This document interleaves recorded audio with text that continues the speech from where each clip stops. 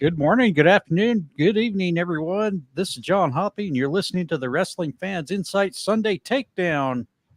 We're officially calling this "What the Hell's Going On?" because I don't even know what the hell's going on. So we had some technical difficulties going on a little earlier, and I do apologize. We started about 30 minutes later than intended, but we're going to get right back into it.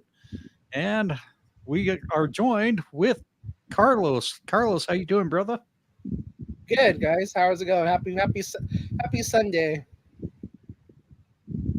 That sounded a little weak there. What kind of hype man are you? I'm checking my fantasy football. Sorry, now I can put my phone down. What's up, everybody? Woo! There you go. How's that? That was much better. At least you tried on I'm that not. one. I'm the hype man from LW. Okay, that was the first impression. Why are you so excited over after just checking your fantasy football team? You're losing by like 51 points. Oh God, I'm winning one other league. I'm just hoping to get a win today. Thank you for the Madden curse of getting an A on my draft. Uh, Fuck you, Yahoo. That was after a minute. Okay, we're good. We have the other joy in the room, Stampede. How you doing, Stampede? I am doing fabulous. I'm winning everywhere. Starting Winning, shit with me. winning in life, winning in football, wrestling. It's just win, win, win. I feel like I'm I gonna know have, Roman Reigns is back here. I know you're so happy about that. I know you're. Yeah, I like, acknowledge this. whoa, whoa, easy there, fella. Put that back where you had it. Well, I'm gonna admit I did not do a very good job keeping up with wrestling this week. What's So new? Oh, sorry. What? yeah, whatever. I've been fine the last ever since I came back. Just this week was the shits because other things going on. Tequila, and UFC people, or beer and UFC. That's what it was. It was actually rum punch in UFC, Yeah, but there thank we you. go. Rum is my weakness. I'll say that. Um, but anyways, yeah, we had a little bit going on that kind of threw us in some, I guess you can say, real head scratcher moments, and we'll get to that probably in the later part of the program. But I want to show TNA some love, definitely, for their pay per view from Friday. They had their Victory Road pay per view event, and um, based off what I've read so far, it looked like it was a pretty damn good event. We had a nice appearance from one former JBL into the event, trying to help out the champion Nick Nemeth. Um, but Davey definitely had some time to kind of watch it, and we'll just kind of have him break it down match by match. So why don't we go ahead and start it off with some of the countdown going on? It's And the final. Oh, sorry. I got the wrong match for already. Thanks a lot, Carlos. Uh, during the countdown of the event, Kushida defeats Leon Slater. Um, I think that was by submission too, correct? You stampede. That I'm not sure. Let me Oh, check. The pre-show. What the hell you doing? What do you cover the wait, pre-show? wait a minute here. I thought he watched the event. I watched the pre-show. I was working till like 11 o'clock Friday night, Skip man. the I had to pre-show. do. I had to do Okay. this all. Yeah, no, because I do want to. I do want to mention the Leon Slater. Like this kid is going to be a star. Like he Oh has. yeah. He has Hopefully, everything. hopefully they signed him to a long contract. Well, I don't think that'll matter one way or the other. But wherever Leon Slater is going to end up at, like, if you want to do a parallel to NXT, Javon, right? Very similar in style and how they work on that. So, um, just sky is the limit for this kid. Sky is the limit. Is he going to have a more promise than Ricky from Friday Night SmackDown? Ricky, you lost me on that one. Ricky, Oh, Oh, the Midnight Oh. Heat. The guy from Midnight Heat. Yeah. oh, yeah, he got a little more promise than him. Uh, Leon's only, I mean, he's only 19 years old, right? He's the same age as Nick Wayne. Like he's only a kid yet. So lots of growing yet to do, both physically and in the ring and that. But just like I said, the sky's the limit for him, man. This kid is the real deal. awesome. Why don't we go on to the second match at the countdown? Alex, Heat. Alex Hammerstone and Jake Something gets the victory over Eric Young and Steve Macklin. I like everybody in this match. I've always been high on Jake Something. I don't know where. Something. Yeah, I don't know if he's gonna venture up with Scott and do some shows up there. I'm not sure if he's booked up there yet. He should be if he's not. Hammerstone we seen on Tuesday, so I think that'll be his landing spot. Eric, he'll probably venture up with Scott and Macklin. Macklin, I'm not sure. Match was fine. I mean, it was short. There was really not much to it. But given that Hammerstone was in NXT, that was pretty much guaranteed that he was going to go over. So, All right, going into the main card of the pay-per-view, the Hardys defeating First Class.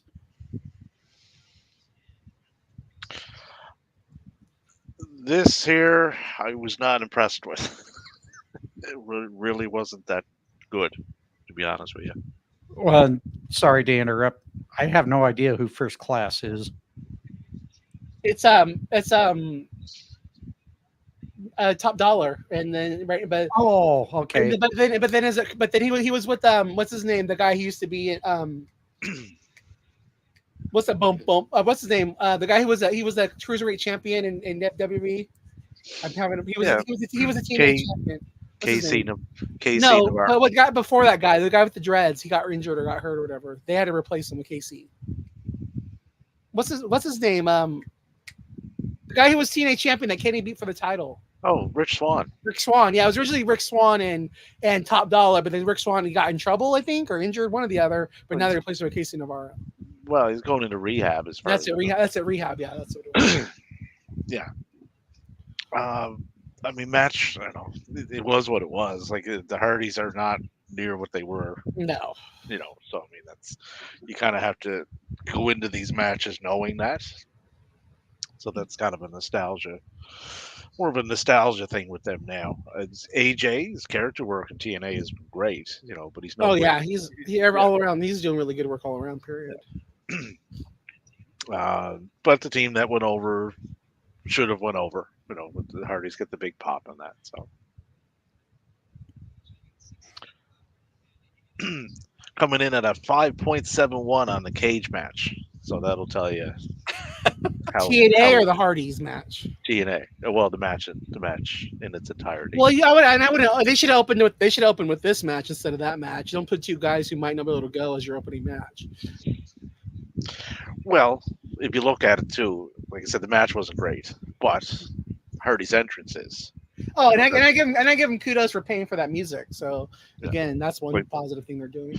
Yeah, like that's an entrance that would get the crowd kind of popping, right? So in that aspect, it kind of made sense. But the next match, wow. Yes. For the TNA X Division Championship, Speedball Mike Bailey regains the I cannot talk. TNA X Division Championship from Zachary Wentz, who just won it not too long ago. So that's kind of an interesting twist there. Well, I think they did it because they knew he was going to go over on Wesley, so they did it to have their champion go over on NXT. Yeah. But at the same time, let him have the title for a little bit longer than a couple weeks. Come on. Well, that's what I'm trying to say is why even waste that time to do transitional champion? To have their champion go over on NXT television. To have a visual on NXT, that's all it was for. Yeah. Do you remember back to Solo Sikoa? When he won the North American Championship for some reason. And then they took it away because it wasn't a visual match. It was for the visual of Solo holding the title with the rest of them. All right. It's just, you know, as soon as I seen it happen, it's like, this reminds me of something. And not in a good, happy, fuzzy way. But it's back on Bailey, which is probably the right call all along anyway. But this match was excellent, man. Like it's coming in at an 8.69. I gave it a 9 out of 10. Like this start to finish, these guys delivered just top notch, top tier stuff. No complaints with that match at all. Good amount of time. At 17 minutes 43 seconds in the ring, so they had enough time to get in there and tell their story. Just excellent stuff all around. Well, and it's also very rare to, if you've ever sat down to watch any or seen it live, it's very hard to see Speedball Mike Bailey have really a bad match at all, or just, an okay match. He seems to deliver no matter what match he's in. No matter who he's in there with or what promotion he's working in, the guy delivers. My only thing with that is that they should have moved him up for the world title picture, but at the same time it's kind of crowded too, but it is what it is. Well, and not to kind of go off tracks again, but does TNA still do the option C with the X Division title? Yes. So there's that possibility if he's still a championship. And it is around that time, yeah. That's true. So there you go. Shut up. Let me bitch. Well, that's every Sunday. I don't want logic. I just want to bitch and be right. Well, I'm just saying, God damn, cranky bugger. Anyways, going on from the X Division Championship, we move on to the TNA Knockouts World Tag Team Championship. Spitfire becomes the new champions, defeating Tasha Steelz and Masha Slamovich. I like the result of this match because I like Spitfire as a team. I don't know if Alicia Edwards' injury had any play into that. I think that they probably would have done this anyway, because with Masha no longer holding a tag team title, that should now free her up. Hopefully, God. Right, because they got to do something there. They got to do something, yeah. Because Jordan's out. Not much going on in that division right now as far as challengers for Jordan's title, but Masha is. And Jordan's leaving, so. And Jordan is leaving. So, and they are running out of time. Right? It's fast approaching October. So I guess I kind of been out of the loop with Jordan. She's not resigning. Where's her direction? Oh, she's going to WWE or AEW. Okay. One of the She's going to AEW, man. She's NXT bound. She's been promoting them left and right. She's gone. She's just in TNA and Spirit at this stage. Well, not to mention that fantastic showing she had at the Royal Rumble, and so it would make sense for her to go over there. Yeah. Yeah, and she was on Tuesday. Like, she defeated was it Petrovic, wasn't it, or Ruka? It's one of them. So yeah. Later Stampede looks like Stampede's finding interested. Oh, I thought that was your background because of the. How dare you? I didn't know Canadians had sirens on their horses. Steiner's in the house. Everybody, welcome our special guest. Mounties with sirens? That doesn't make sense. Well, thankfully, he's playing Ground Theft Auto with us at the same time. Thankfully, they kept driving, so they're not looking for me this time, which is good. Yes, that is good. So let's say his name, because Joe Hendry gets the victory over the Machine Josh Alexander. Decent match. It's coming in at a 7.69. I gave it about the same, about a 7.5 out of 10. Josh is excellent. Like, he's another guy. He can work with anybody, right? So wherever he ends up at, once his contract's up, February 15th, I believe it is. The promotion is going to be better for it, right? Wherever that may be. And I think Hendry going over just solidifies the fact that Josh probably won't be re-signing there either. Joe is a great character. Like, if you're into that style of character, he's your guy, right? In ring, he's very basic. I find his matches hard to get into because there's just not a lot there, right? But character work is through the roof. So. All right, let's move on to the TNA World Tag Team Championship. The System becoming tag team champions again, defeating ABC. Carlos, do you have something to say about this match?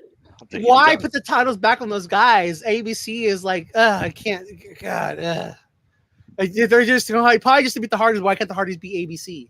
God, it's stupid. Okay, Stampede. Now that Carlos has got it out, I don't understand this any more than Carlos does. This doesn't make any sense to me. No, why'd you put on it's like, why are you doing like quit? Like Tommy Dreamer is the booker, obviously. Like that's all I got to say about TNA. Like it's very, very apparent Tommy Dreamer is like the head in charge person in TNA now.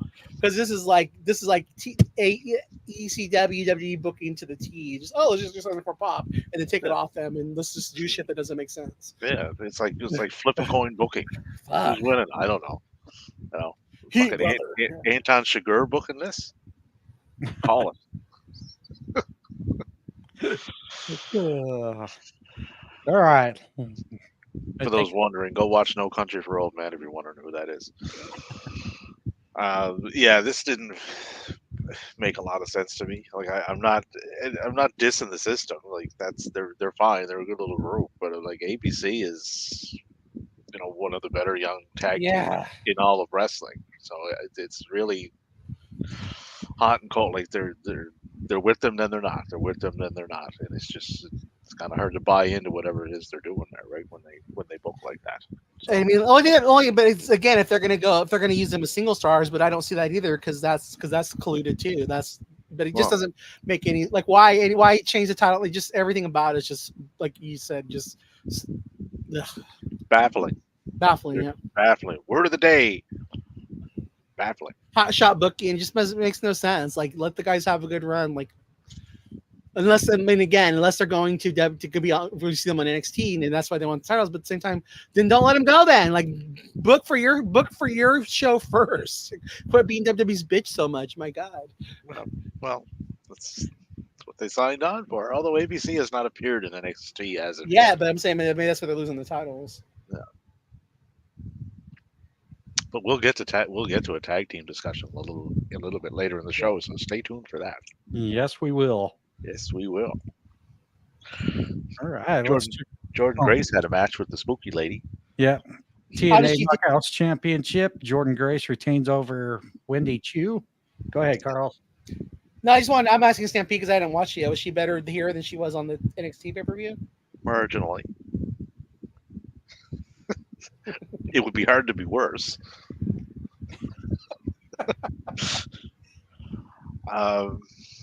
Like I had no interest in this match whatsoever, and I've always liked Jordan Grace. I don't really have any interest in Wendy Chu's character. But if this is the best that they're going to send over in this partnership they're doing, with considering the people that they actually do have on the NXT roster, like I don't know, man. Like this is not it.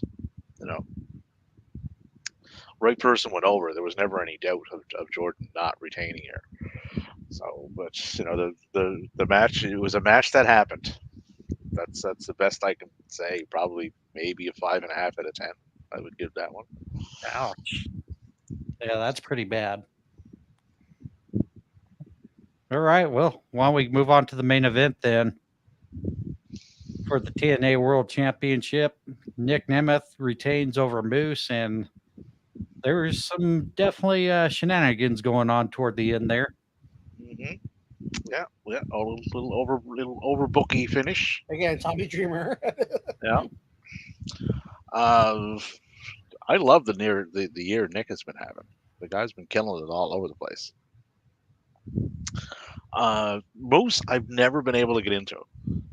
I just don't find him interesting, and I don't find him that good in the ring either. So there's that.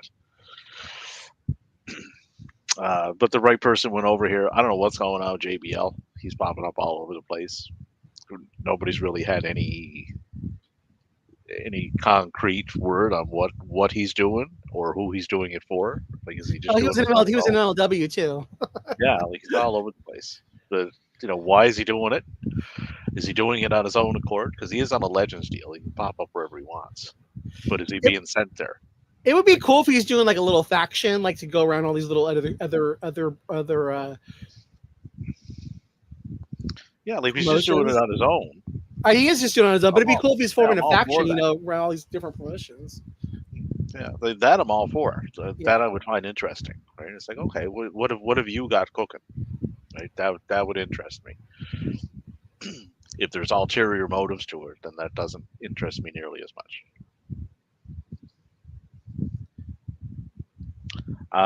The match probably about 7.25 I gave that one. Didn't crack my top 100. Put it that way. Although No, but although Bailey and Wentz. yeah, Bailey and Wentz did very much so, and landed quite high. And the thing about Nemeth, though, is he's happy there. I mean, he's a recognizable face. I mean, keep him. I keep him as champion a lot. I mean, again, maybe put it on Henry, but if he's leaving, I mean, he's the perfect person to be the face of their company. And again, shout out to TNA. This was a sellout show for them, so that's a good thing for the brand. But all in all, not a bad show, right? You know, it's not going to win pay-per-view of the year or anything, but like TNA always puts on a solid show. You know, there's never any doubt with that. So all in all, not too bad. I'd probably give it a 7 out of 10, like overall. That's still pretty solid, but I mean, not everything's going to be a home run either. So no. You know. No, but at the same time, it's a transitional pay per view. It's something they put on for their subscribers, you know. So I mean, it is what it is. Well, right. It's like when for WWE going in between from, you know, WrestleMania into SummerSlam and yada yada, Royal Rumble into frickin' WrestleMania. It's pretty similar setup. But why don't we go ahead and move on to something that's kind of really been troubling lately, not just from the Vince McMahon days, but seems we're seeing also our other fellow companies really struggle, as we mentioned earlier with the Victory Road card. Tag team divisions, where are they going wrong? It just seems like it's nothing but a complete clusterfuck, pardon my language, as far as what's going on. I thought for a little bit AEW started off really well with the tag team division, and then they just kind of lost their course. And I know you guys briefly talked about that on the X Space earlier this week. I think it was on Wednesday when you guys talked about it, but I don't know. Why don't we start off with Stampede on what he thinks just isn't going right with them right now? We're gonna do company. Are we gonna talk about both companies at the same time? Or are we gonna do one? Yeah. Go ahead and talk about both companies. Let's get our thoughts on this. Both promotions went a long period of time here in 2024 with major issues in that division. Right? I don't think anybody would doubt that. Right? One of them seems to be doing a course correction on it. Right? Like Bang Bang Gang was on there. Cage of Agony was on there Saturday night. FTR was featured in a match Saturday night. Grizzled Young Veterans were featured. Outrunners came out, who are extremely over. Right? House of Black is getting featured more now. MXM, they're getting featured. They had the tag team gauntlet on Wednesday. That got a lot of teams on air. Stokely video really got my attention. Like that was specifically done for tag teams. Right? So one promotion does seem to be realizing the fact that there was an issue there, and there was not nearly enough attention paid to it, and they seem to be doing a course correction on it. WWE are signing tag teams. They just got Motor City Machine Guns. Lucha Brothers will be there. They haven't officially signed yet, but they are going. I don't see the same attention to the division, though, as I do in what AEW is doing currently. Not saying that WWE won't do it, but I don't see the same attention to it yet. Like they're tag team champions. They're not on this next pay-per-view. Right? Finn has a singles match, and the tag team titles on SmackDown, they're not being defended either. So one seems to be addressing it, the other one doesn't at the moment anyway. That's kind of my take on it. Carlos? Well, I'm going to agree and disagree with you. I think that AEW is addressing it, but they're not, but they really aren't. Here's the problem I think with AEW, and I kind of came to this realization yesterday when I was watching Collision or even like Dynamite too. It's like I think the problem with Tony Khan is that he has so much talent. It's that so instead of booking the tag teams and tag team matches, he does trios matches because he wants to be able to get one more person on television. And that's a good thing, but it's also a bad thing because I feel like that's the thing where it's like we should be getting a solid tag match, we're getting a trios match instead. But then at the same time, he doesn't have the trios championships defended either.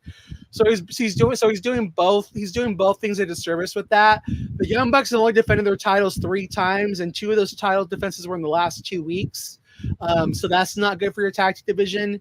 I just think that but the thing that I give AEW more hope because they listen to their fans.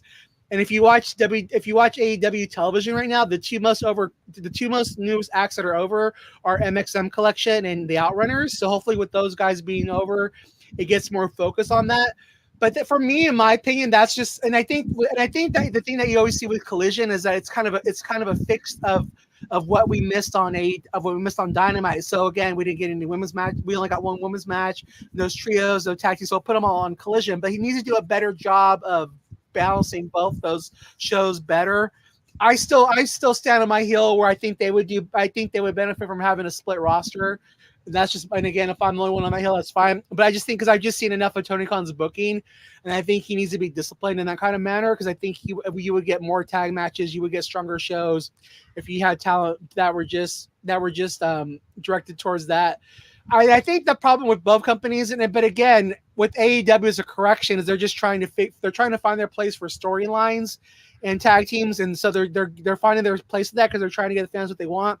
With WWE, the tag team titles are lost in storylines, and they're given on people to give them more swag, and they're give them a little pep in their step to give them some credibility.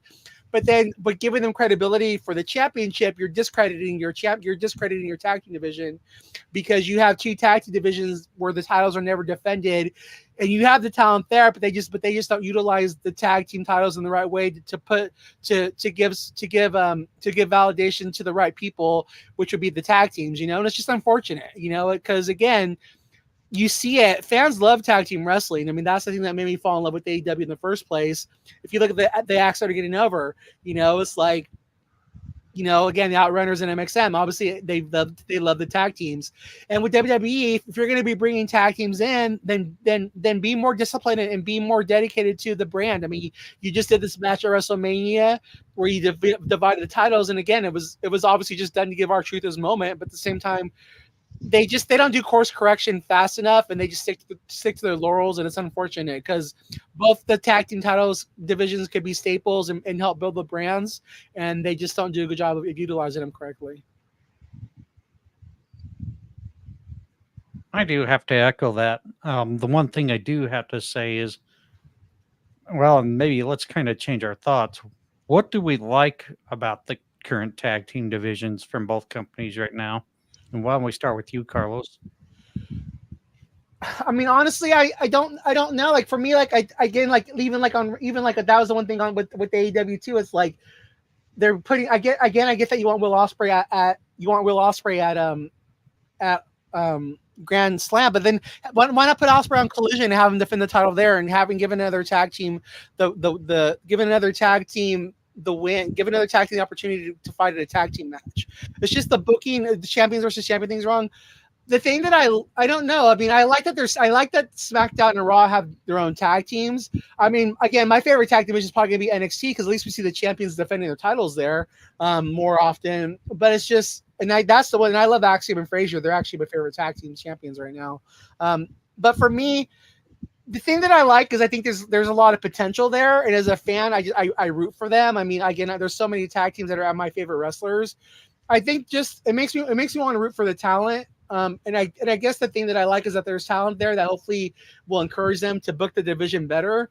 But I don't really know. I mean, I like that they get over, and that the fact that they like seeing how giving they are, like, and that's the thing that I think with AEW is there are people there that champion division. Like you look at FTR and the Outrunners, even, like FTR, They champion the division. They want to get people over. Like they did a moment with the Outrunners yesterday. They do everything they can. There's so many tag teams there that are trying to do what's best for tag team wrestling. I just hope they're given the right tools to make it happen.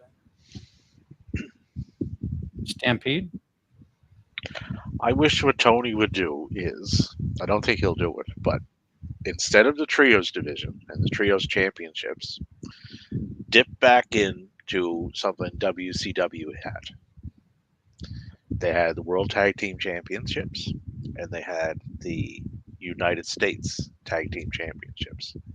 So that would work as kind of a world title, TNT title or world title, intercontinental title, right? It would open up more doors for tag teams doing that. So you'd have one set of stories going after the world ones and another set of stories going after the secondary belts. I think that would have been a better way to go. Right? I don't know if he would course correct that and do that, or even add a second set of titles. He could if you wanted to. There's enough tag teams there to do it. The Outrunners are about as naturally over as you're going to be, right? Like they got themselves over with this gimmick, and the crowd bought in. The placement of them Saturday night I found quite interesting too, because they're the epitome of an '80s throwback team for those of us that were alive back in the '80s, and to put them in with FTR, who are essentially an '80s throwback team. Like if you watch the way they wrestle, grizzled young veterans are too. They're very old school in how they do things. Like Dax and Cash, you could have put them in the ring with Tully and Arn and just have them go at it in a best of 7. That's the style of team they are, right? Same with the Outrunners. So I like that placement there. That was nice the way they did that. The WWE tag division, I would have to agree with Carlos. In NXT, it works, right? Because Axiom and Fraser are one of the best young tag teams out there. Right? The matches they're in, they always seem to deliver. Even if it's with Chase U, who I'm not a big fan of, they still get in there and deliver good matches, right? Looks like Motor City Machine Guns are headed there, so that'll be another one. But the main roster, there's just not much there to get invested in right now. I'm not seeing any movement on it either. Is the problem? So hopefully that changes. Because they have enough time. Although they're getting cut by an hour come October, but we'll see how that plays out. But currently, I have a lot more hope and faith in what AEW is showing us they're doing, as opposed to what WWE is showing us they're doing. The thing I think that would be good. I like what CIP said about the thing, but I think with the trios thing too. I think if Tony Khan just booked it better, it's like putting like FTR in a trios with the tag with the singles person that would give them like the chance to cook in that division and takes away from fans maybe clamoring for them to be tag champions again and allowing other tag teams to cook. There's other ways that he could utilize the trios to let both divisions cook. And again, I really do think it's a thing but it's unfortunate where he just books these guys in tag teams because he wants to get more people on TV, but it's like he could do it right if he booked it correctly. And the other thing too is just sticking to storylines. Like why isn't Scorpio Sky with Private Party? Like you just had him trying to join Private Party a couple weeks ago, then you have them with Commander. Just that baffled my mind too. Like what the hell, Tony Khan? I did want to mention one thing that you brought up though. I kind of forgot it as I was kind of talking there. The Bucks match at Grand Slam. So there's a reason for that, right? If you go back and watch when Don came out and cashed in his favor, right? It's like I want those titles, so I'm cashing. I want you to team with, and he had Fletcher on one side and he had Takeshita behind him. He picked Fletcher. You look at the look on Takeshita's face. Right? Everybody is wanting Takeshita to go face and go after that belt for Okada. So they're telling the story to get it there. They're actively telling it. Right? So them winning that match, right, is going to further that. Right? They got a 3-way match on Wednesday too. So keep an eye on that. This is getting Takeshita where everybody wants him to be, which is that single star that everybody can now cheer for. So And I think your that points. split is happening. And I think your point's valid there, and I see what you're saying, and again we've talked about that already, and I agree with you. But I think if Tony Khan was booking the division better and giving tag teams the opportunities and having the Bucks defend the titles more than just 3 times and against 2 of those in the last 2 weeks, then people wouldn't be upset about it. But when you're not giving giving time to the champions, then that's why people will complain about the storyline. So if they were booking better and doing things better with that, then the people wouldn't be complaining about it. But when you're not giving enough tag team opportunities, they're going to bitch when they see another champion getting a shot at another title. But again, even though it makes sense story wise, if you're booking the correct way, people wouldn't be bitching about it. Yeah, and you're right. The Bucks should have been out there defending them more just to get them on TV. I completely agree with that. If you're going to have a title, go and defend it. That's like people were complaining. It's like, why is Jack Perry wrestling Leo Rush? Because he's out there defending his title because that's what you've been asking for, right? Like, you can't have it both ways, guys. You can't. You can't bitch and complain about them not defending the title, and then when they defend the title, complain about why they're defending the title against this guy. Just it's not. No promotion is perfect. And no promotion has ever been perfect. Neither is AEW. So I don't know why people assume that it should be.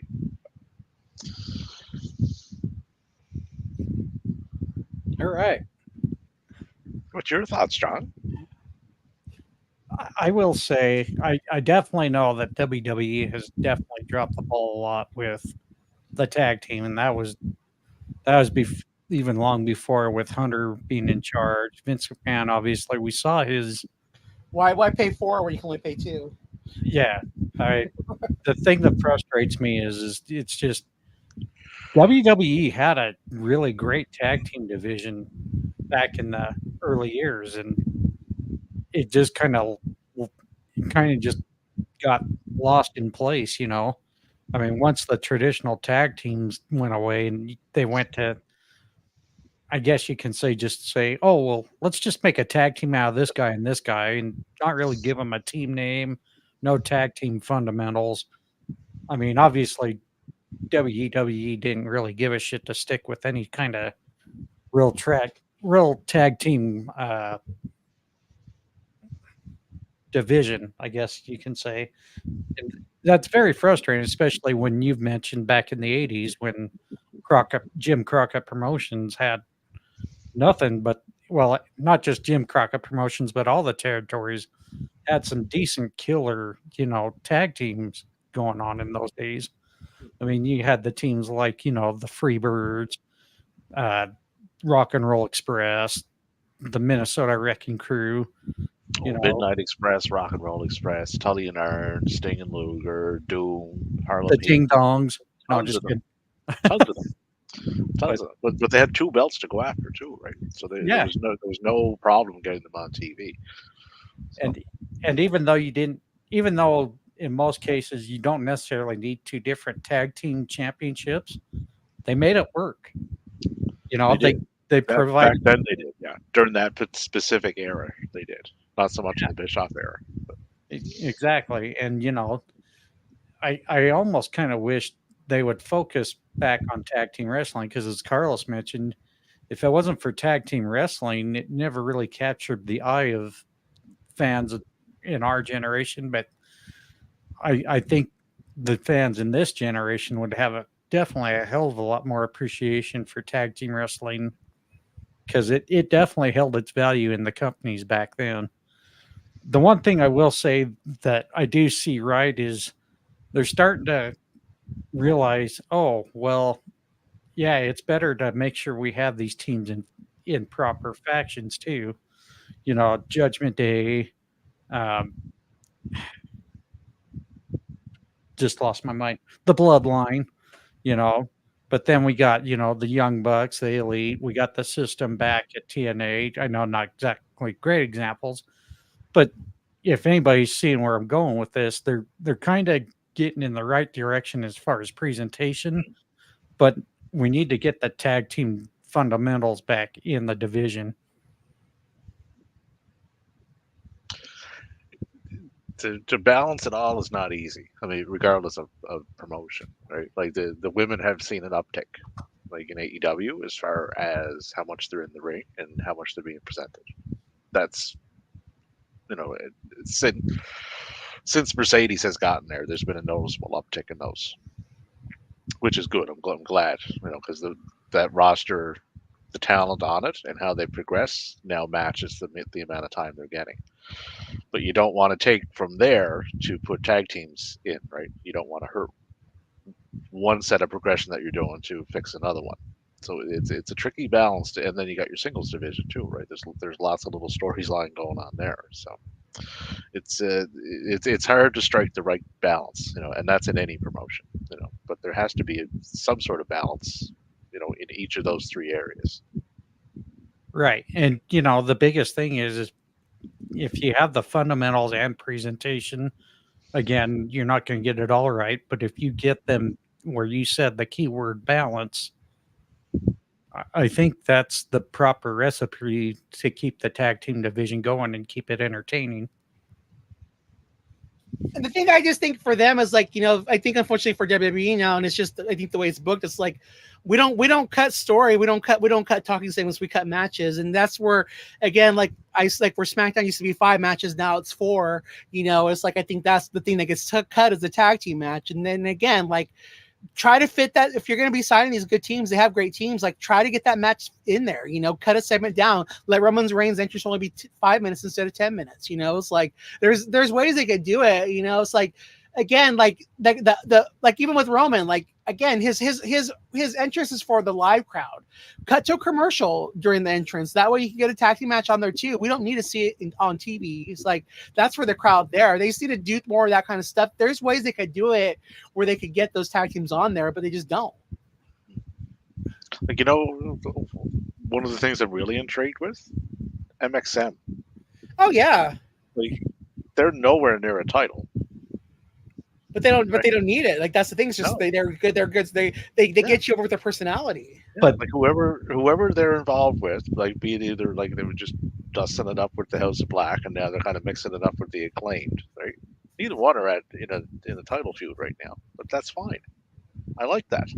Exactly. It's a secondary story. They're getting these guys in the ring. Right, they're quite good. They work really well together, and the dynamic of Madden and Mansoor, it works really well. Madden is your big power guy, steps over the top rope kind of big, and then Mansoor is, the smaller, a little more athletic, flamboyant. It just works really well. And then kudos to them for getting them together too. Again, the fact that they touch tips and then they claim we only do the hand stuff around here. It's it's a natural feud. It's but it's and again, kudos to them for recognizing that. And again, that's where I bet that those two teams probably are petitioning to work together. And kudos for again having a place where those kinds of things can happen, because it's just a natural feud that makes all the sense in the world. Yeah. So they are setting things up. FDR and Grizzled Young Vets, they're not fighting over a title, but that's an ongoing thing. So there's another one, right? So, they're getting there, and whatever Stokely's doing, that has my interest because it's Stokely.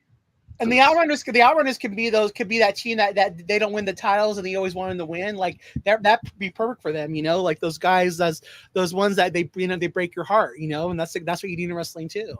Yeah. And even with that, that easily splinters off into, the Outrunners. Obviously, they're not going to be feuding with FTR, but I'm sure Grizzled Young Veterans took notice of them coming in to help them.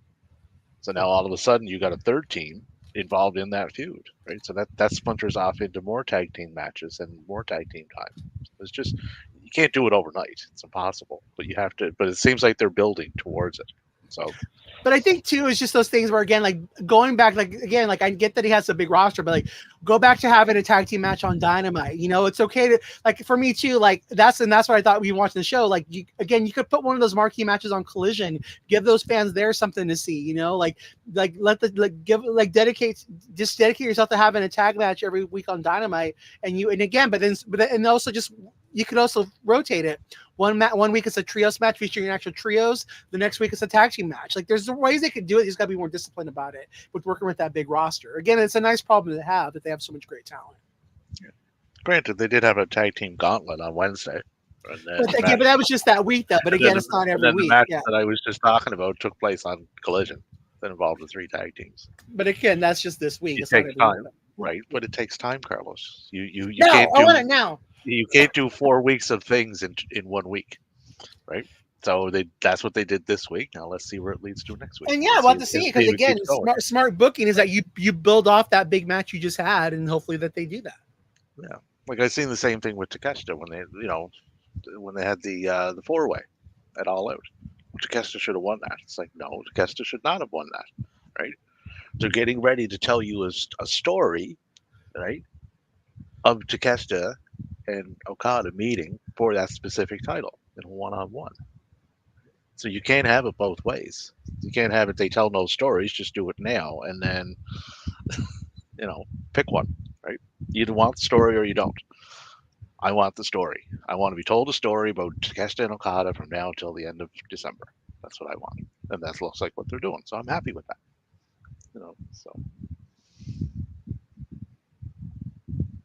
All right. Well, we get into our last topic for the show today. The AEW World Title wrinkles. Quite a bit going on.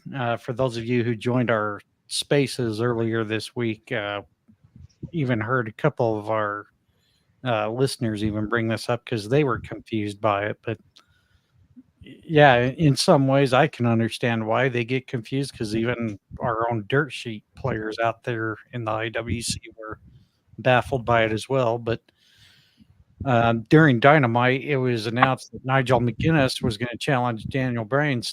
Now I'm sounding like Carlos. Challenges Bryan. Like Jim Ross. Get it right. Throw me under the bus. How dare you? Well, fuck everyone. Anyways, Nigel McGuinness is going to challenge Bryan Danielson if he's medically cleared for the AEW World Championship. But then we see earlier in the show before that, Christian Cage wants to make sure he's making everybody aware, hey, don't forget, I got this championship opportunity. But I also think it kind of got lost in the shuffle that for those who weren't keeping track, Darby Allin also still had an opportunity for the AEW World Championship. And John Moxley is trying to come in and demand that Darby Allin hands it to him. But in the grand scheme of things, Darby Allin says, no, you're going to have to earn this. You're going to have to win this off of me. So they're now going into a match. And I think everyone's now butthurt because they wanted Darby Allin to go to Bryan Danielson with the feeling that Moxley is just going to automatically win over Darby Allin. And that's not a guarantee. Nobody's known how this is going to play out so far. But Carlos, what's your feelings on this entire mess? Again, it's you got to learn from your mistakes, right? I just think Tony Khan when they first decided to go with Danielson, he should have just maybe said to himself, okay, like I need to realize maybe that he can't go, whatever. Because I honestly think this is just a case of this is my honest opinion about this. I think Danielson is injured more than they think. I think that he may think that he might be able to come back after he has surgery, and he wants this match with Nigel. And so for me, it's like I get it, but just don't put yourself in a corner to where if you have to backtrack, then you look kind of bad doing it. And I just think that's the case. But at the same time, a lot of it is just, I think people are bitching about this, but at the same time, everybody wants to see this match. So it's like you can't do. You're damned if you do, damned if you don't. But just for those casuals, again, AEW the sickos, but just for those people that you might have that are casual fans, for the fact that you're trying to build your audience, just make storylines that make sense in the future. But at the same time, like like me and Sam Peter talked about this, maybe it was a case where Nigel was wanting this match and they weren't so sure, but then once he got the reaction that he did, it's like, okay, let's do it. It's like there's nothing wrong with that, but just don't book yourselves in corners and have things make sense. Like They could have easily just said, instead of saying Brian can't go, just had Moxley just go and challenge him and say, let's hold off on this match because you're not ready yet. And why don't you put that on the line, And there's just other ways they could have done it creatively instead of making themselves look stupid. And at the same time, I think when Nigel was giving his giving his promo, I think he forgot to say if Danielson can go, and he just like, we're doing this, So again, I rather have non-scripted promos than scripted promos. So pick your poison. I just think a lot of it was justified, but at the same time, it's like it's at the end of this is not what we want anyways. Like, it's again, just don't put yourselves in corners. Don't give away so many title matches, and just be smarter about the decisions you're making in case things happen or things arise and you're not having to eat crow, is what I'd say.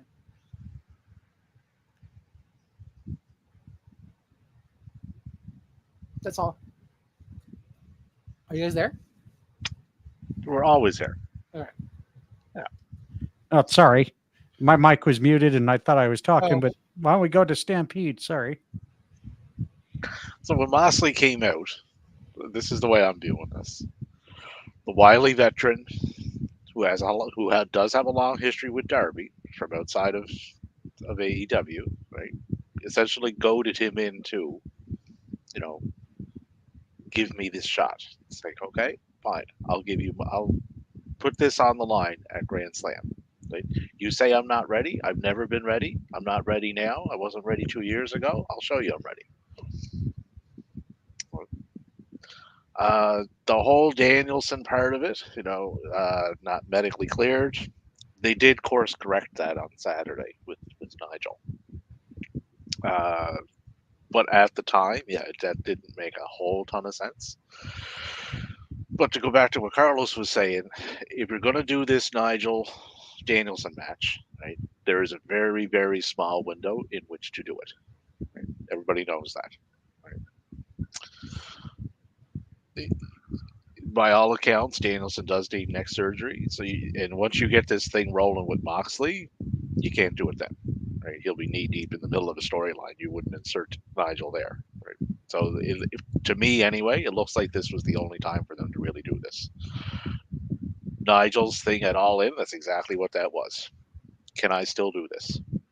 Right? Can I go in there and hang? Does anybody care? Yeah. Right. Does anybody remember? Right. Well, they damn well remembered. Right. And from what I seen in that match, Nigel should be just fine. Right. So this is a match that nobody thought we would ever get again.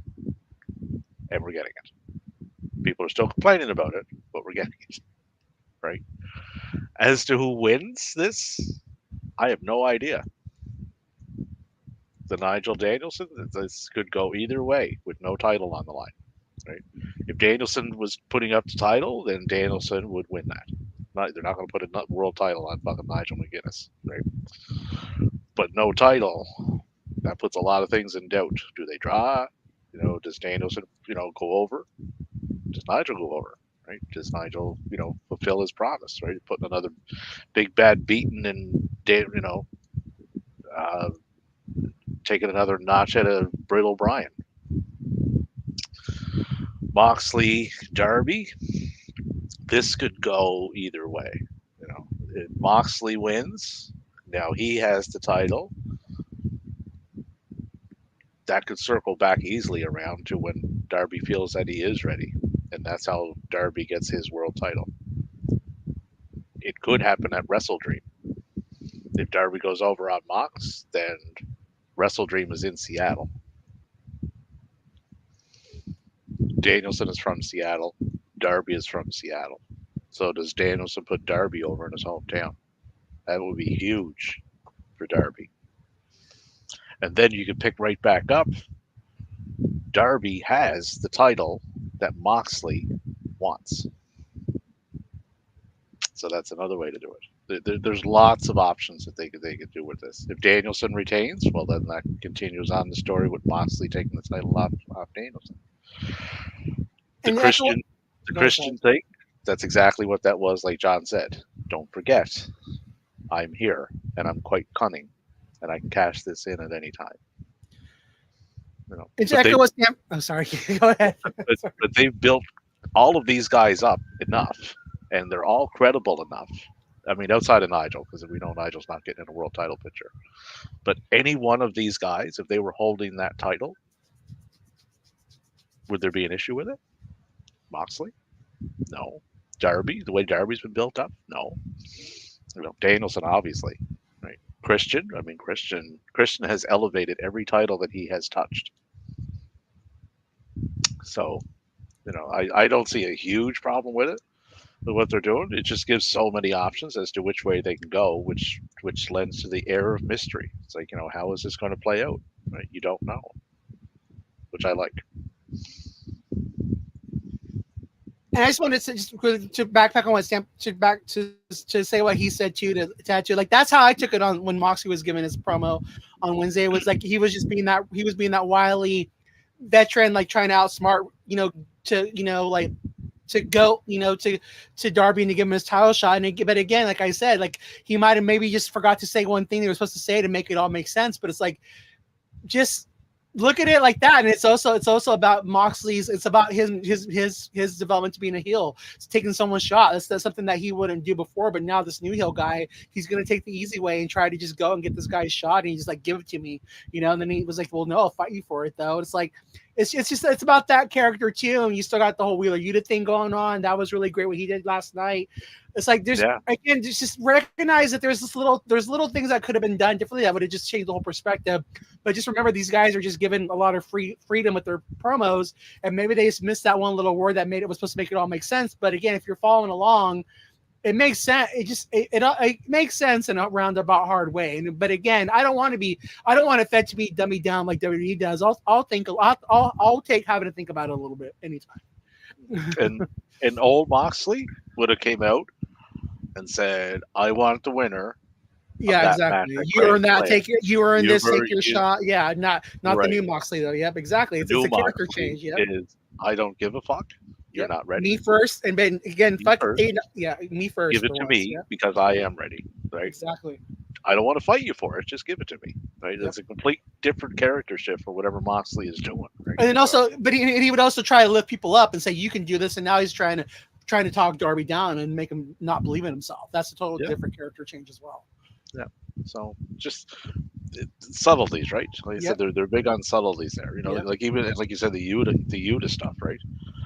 He lost his mind in that match, and then the darkness that under his eyes. I mean, it was just like you've been watching Paul Heyman. Yeah, like that's really playing into. Like I said, that's why I always say, like, you have to let it play out. Show. You have to pay attention to this show, otherwise you're going to miss a lot of things and you're going to be confused, right? Yeah. One show wants you to sit down for 2 hours and pay attention to what's going on. The other one, not so much. And then they realize that the AEW is rewarding you for being a viewer, and there's little things they're going to give you on a Rampage or Collision. And again, could the card be stronger? Yeah, but they're still going to give you stuff where, again, if you watch it, your viewership will be rewarded. Yeah, exactly. What are your thoughts, John? Do tell. Yeah, I have a hard time with it right now because, again, I didn't. You've also been in and out of it too. You haven't been watching it every week like we have. Yeah. Yeah, I haven't. That makes sense. This week where it's kind of been a cluster because I watched Dynamite this week. That is one thing I did watch, but for me, where I've been so busy outside the wrestling aspect, it was a little hard to follow at first because I'm sitting here like, okay, we got Blackpool Combat Club that just turned on Brian at the pay-per-view. And then all of a sudden, John Moxley's demanding Darby to hand over the title opportunity. Got Christian Cage, who was going to try to cash in at the pay-per-view, but the BCC stopped him. But then all of a sudden, now you got Nigel saying, as long as, Brian's medically cleared, hey, I'm going to have a championship opportunity here. I'm like, wait a minute. No, not a championship opportunity. It's not for the title's not on the line. Oh, it's not on the line? Okay. Not on the line. So that's why, like I was saying, that puts that match now in question as to who will win. If the title was on the line, you knew Danielson was winning. Yeah. So it would have just been a match. But now it's more than just a match. And see, that's where I was confused because I thought it was for a championship opportunity there. But Yeah, I mean, there's all sorts of things going on. Is Nigel in cahoots with John? Exactly. And that's what people are realizing. Like, Nigel might opened up that just want door. to go. Nigel might not be cared about. Again. That's again. Let it play out. Is Nigel worried about winning it, or is he just worried about hurting Danielson and costing him his championship? Because again, that should have been Nigel. Yeah. Just So again, little subtleties. There's so many ways this can go. That's exactly that's how Nigel is viewing this, Yep. right? And the promo said this should have been me. This should have been me holding that title, not you. And to people, because even like again, Jeremy was saying on In the Weeds, it's like, well, they should have people. This could have been built longer. Or no, Conrad was saying that, or I think it was Conrad. And it's like they've been built, not just been building this on commentary since you started with AEW, guys. Like, calm down. Since before. Had a mic in his mouth. Yes, last year exactly. He's been built. Because I remember everybody was saying it's like, we get Nigel and Daniel at All In last year, right? And then Danielson got hurt in the Okada match, but yet Nigel has been like needling Danielson absolutely for well over like 15, 16 months. Exactly. Like if they didn't pay it off with this match, all that would have been for nothing, right? It just would have ended, when Danielson went away. But they're paying off all that stuff he did on the commentary over the last almost 12, 13, 14 months. All right. Well, do you guys have any final thoughts before we get to the closing here? We'll start with Carlos. I would just say with AEW again, like watching critics, like when you're going to announce your card for a big event like Grand Slam, announce a ladies match too, with in addition to your men's matches. Again, just little things to keep the drones and everything all away. Just little things to do like that, just to simplify things would be good. But again, I think it's a fun time for wrestling. And I'm interested to see where they're going with a lot of different storylines on both brands. But again, definitely more AEW. But yeah, I'm just but just also looking at TNA selling out. You got a show with MLW this weekend, on television for free. It's a great time to be a wrestling fan, and definitely just give the love to those who deserve it, but also just go out there and find new wrestling, because there's a lot of it out there right now, guys, and it's again a wonderful time to be a wrestling fan. Yep. Yeah, completely agree with that. The women's matches that haven't been announced yet, most likely Mariah is going to be on there, most likely with Mina, I would say, because that was teased. I miss Mina. Where's Mina? So don't be surprised if you see her show up. Would have to be this week if she's showing. Jamie Hayter likely will be facing Saraya, so there would be two. Right. You might even get an offshoot match of Queen Aminata and Serena Deeb. But that's also where I said they could have easily already announced a Jamie Hayter Saraya match. When you don't announce a women's match, people are so quick to go, oh, they don't care about women. It's like, calm down. But that's where my point is. If they could already announce that match, and people wouldn't be bitching about it. You know what I'm saying? Yeah. Well, the people that are complaining about that, bitch and moan about it all the time, seem to have no problem with the 2 minutes that they got on SmackDown. Right. And had the match cut for time on top of it. So take those with a grain of salt, right? Like, it's like you're complaining that AEW doesn't get enough time for the women, where the promotion that you dick ride gets them even less. Just doesn't make sense, right? Their arguments sometimes. So take those with a grain of salt. But props to Queen Aminata too. That woman has aura for days. There's a word that they like. They love that word, aura. But also just somebody who's getting an opportunity and seizing it. Like she's taking advantage of everything she's getting. That's awesome. Yeah, like I watched her match there Saturday, and I watched her match with Mariah May. Like, she's a hard hitter, man. Like, she lays them in, whether it's knees or kicks or strikes, right? And she's crisp in the ring. Like, she's very in her movements and that. But she has world champion written all over her at some point. She's still learning. Like, she doesn't have a ton of reps in the ring, but for the amount that she does, she's very impressive. Like, And that match with Mariah got a lot of eyeballs on her, right? And the little side thing they're doing with Serena, that's an easy little side feud that doesn't involve a title, right? That gets them on TV. So, and working with Deeb will help her. Just little things, right? Little things add up. All right, we're gonna wrap it up now. There was another match announced for the Grand Slams.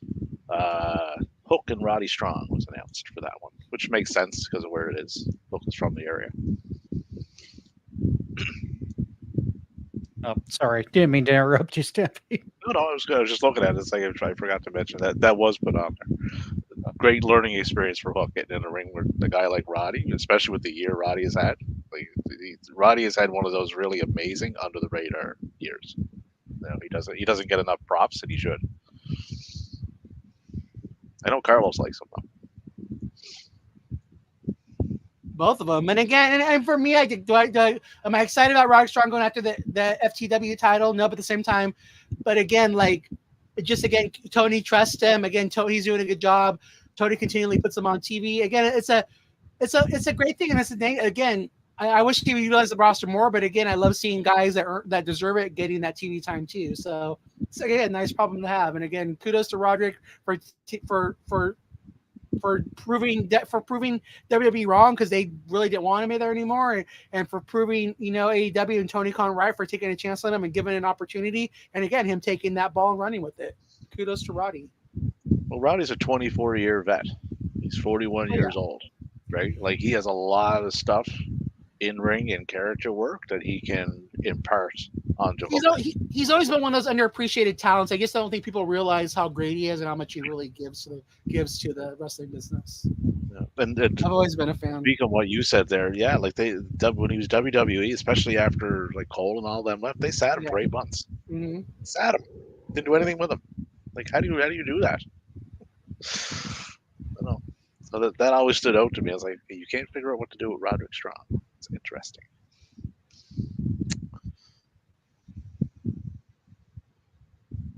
John. Go Raiders! Raiders pulling the upset today. Woo! It's been Bizarro World, the NFL. Lots of upsets today. Well, this year I actually took a chance on still finding a way to draft Devontae Adams. Oh, thank God I did today. So, but anyways, sorry to my wife because she's my opponent this week. It's even worse. I have Marvin. Taking it to the woodshed, huh? You got that guest bedroom all set up? That's good. Well, it just got worse because I also have Marvis Harrison Jr. Nice. So, yeah, it's going to be not a good day for her on the fantasy. But anyways, no, thank you for each and every one of you that tuned in to us today. Do you have any shout outs to give, Carlos? Just a shout out to everyone who supports us on X. Again, we got a lot of you guys tuning in right now. Just all my different group chats, Flashless Titans, Sage Up Network, Nate's plugs, Primetime Sports Fix, our pro wrestling chat, just everyone who supports our stuff, retweets it, Death Row Monetization. Thank you all. Appreciate all of you guys. Stampede.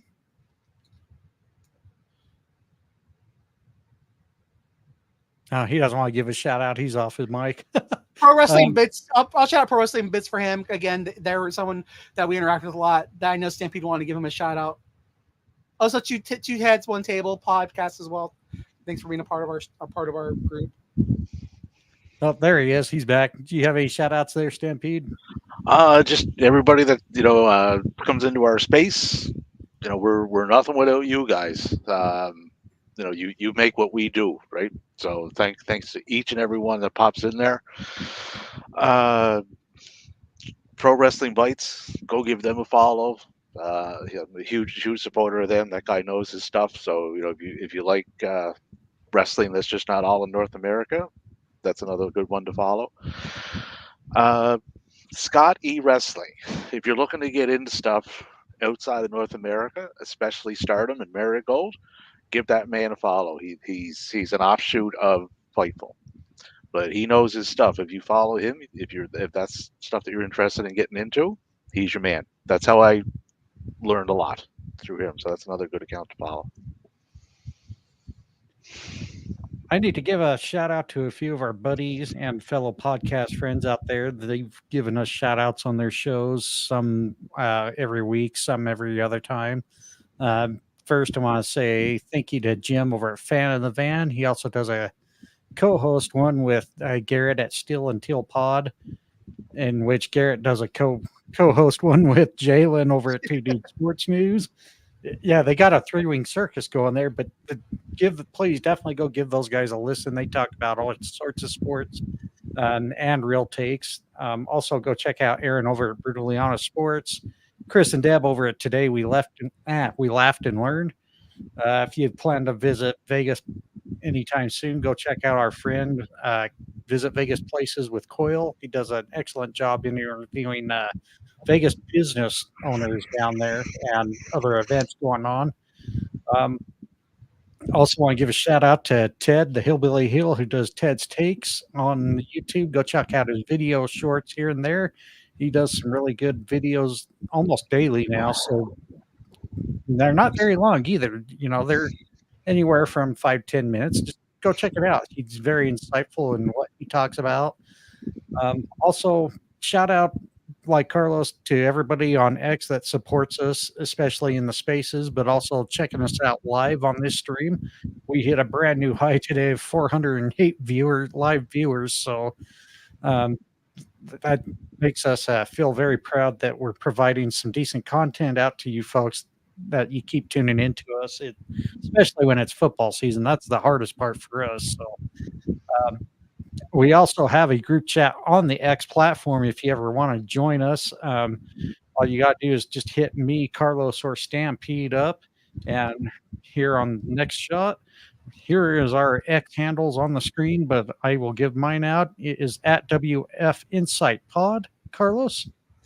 At C to the LOS 77, also at Conquer the No, and then also at on Instagram Rainbow Goodness _ Stampede.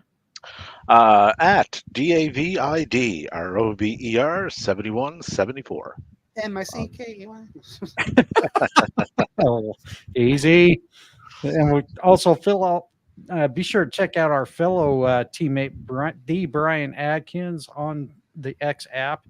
He also does Tap Out Talk on YouTube at Tap Out Talk. Go check out his videos as well. And Heather at Bama Girl _4 EVA at Bama Girl Forever.